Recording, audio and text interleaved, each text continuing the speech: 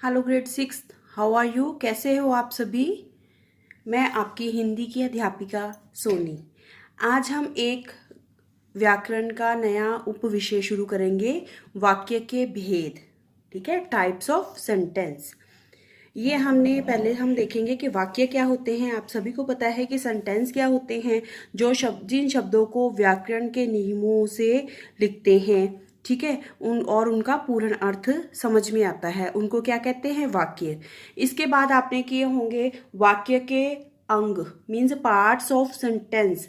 वहाँ पर दो वाक्य के अंग होते हैं, उद्देश्य और विधेय। जो वाक्य में जिसके बारे में बताया जाता है वो क्या होता है? उद्देश्य।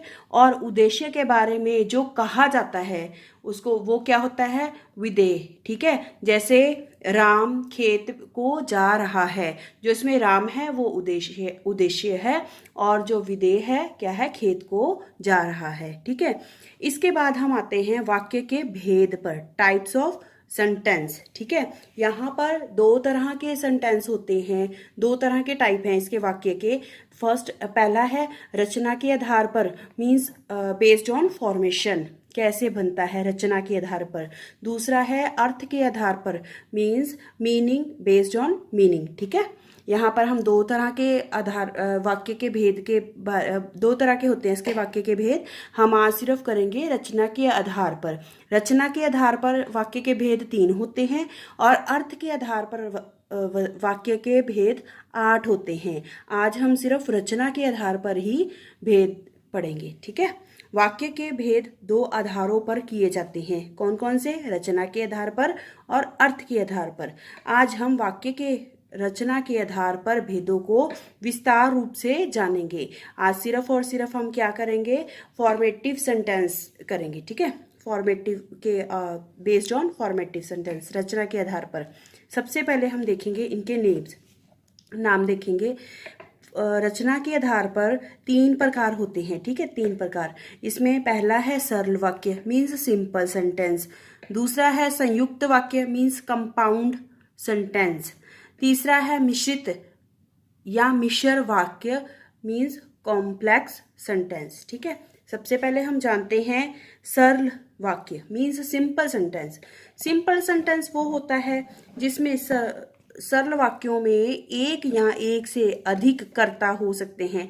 कर्ता कौन होता है? जो काम करते हैं, ये मीन्स सब्जेक्ट जो होता है, जैसे इंग्लिश में हम पढ़ते हैं सब्जेक्ट। ठीक है, वो होता है कर्ता। और इसी तरह से परंतु क्रिया एक ही होती है। एक ही इसमें जो कह रहा है काम करने वाले अलग अलग भी हो सकते हैं या एक भी हो सकता है, पर जो क्रिया है वो सिर्फ एक ही होगी, जो काम होगा वो सिर्फ एक ही होगा। जैसे देखते हैं हम, बच्चा लिख रहा है, यहाँ पर कितने हैं?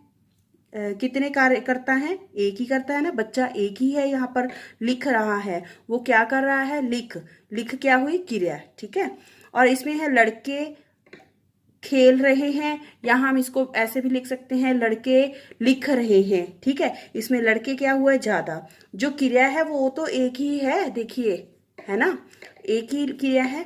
जिसमें एक क्रिया हो पर कर्ता अलग अलग हो सकते हैं, उसको कहते हैं सिंपल सेंटेंस, मीन्स सरल वाक्य। क्लियर? नाउ सेकंड, दूसरे नंबर पे है संयुक्त वाक्य। संयुक्त वाक्य क्या होते हैं? Compound sentence. कंपाउंड देखिए, आपको वैसे मैंने कंपाउंड भी करवाया था। कंपाउंड मैंने होता है जुड़ा हुआ, जो एक दूसरे को जोड़ के रखते हैं। संयुक्त मैंने जोड़ना। ठीक है, संयुक्त वाक्यों में 2 या 2 से अधिक वाक्य मिलते हैं। ठीक है, इसमें क्या होता है? 2 या 2 से अधिक वाक्य मिलते हैं, और वाक्य मिलते हैं। ये वाक्य योजक शब्द कौन से होते हैं? जो 2 वाक्यों को जोड़ते हैं, जैसे कि और, किंतु, परंतु, अथवा आदि से जोड़े जाते हैं। ठीक है, जिस वाक्य में भी आपको ये चीजें मिलती हैं, वो आपने क्या करना है? उसकी पहचान क्या है? वो संयुक्त वाक्य में आता है। जैसे राम स्कूल गया और लौट आया, इसमें संयुक्त क्या हुआ? किसने जोड़ा है 2 वाक्यों को? और ने। ठीक है, क्लियर? हाँ जी, इसके सेकंड एग्जाम्पल है, वे बीमार हैं इसीलिए आने में असमर्थ हैं। ये कि वो बीमार हैं, यहाँ पर क्या हुआ? संयुक्त किया किसने किया है? इसीलिए ने। ठीक है, इसीलिए इन्हें दो वाक्यों को जोड़ा है। पहचान इसकी क्या है इस वाक्य की, जिसमें आए और, अथवा, परंतु, अतः, इसीलिए, या, अथवा आदि आए। जिस भी वाक्यों में ये शब्द आते हैं वो कौन से होते हैं? संयुक्त वाक्य होते हैं।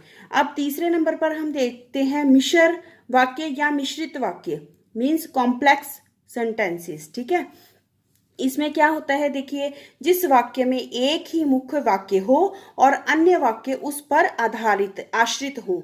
देखिए, एक मेन सेंटेंस होता है इसमें, और जो दूसरे सेंटेंस होते हैं वो जो मेन सेंटेंस होता है ना, मुख्य सेंटेंस होता है, उसी के बारे में या उसके ऊपर ही निर्भर करते हैं। ठीक है, चलिए एग्जाम्पल देखते हैं। जैसे, यदि मैं परिश्रम करता तो मैं सफल हो जाता। इसमें देखिए, अगर परिश्रम में मेरे ऊपर, परिश्रम के ऊपर है ना डिपेंड करता, ये कि इस सेंटेंस में एक जो बाद वाला सेंटेंस है वो पहले वाले सेंटेंस पर डिपेंड रहता है, निर्भर रहता है। ठीक है, जैसे यदि मैं परिश्रम करता तो मैं सफल हो जाता। देखिए, इसमें यदि आ गया है तो आ गया है, ये इनकी पहचान है दूर से ही। अगर यदि होगा, ये कि ये काम यदि हो तभी दूसरा काम होगा, ये कि पहले काम पर निर्भर करता है। ये कौन से हुए? मिश्रित या मिश्र वाक्य हुए। ठीक है, इसकी दूसरी एग्जांपल देखते हैं। तूने जैसा किया था वैसा फल मिल गया।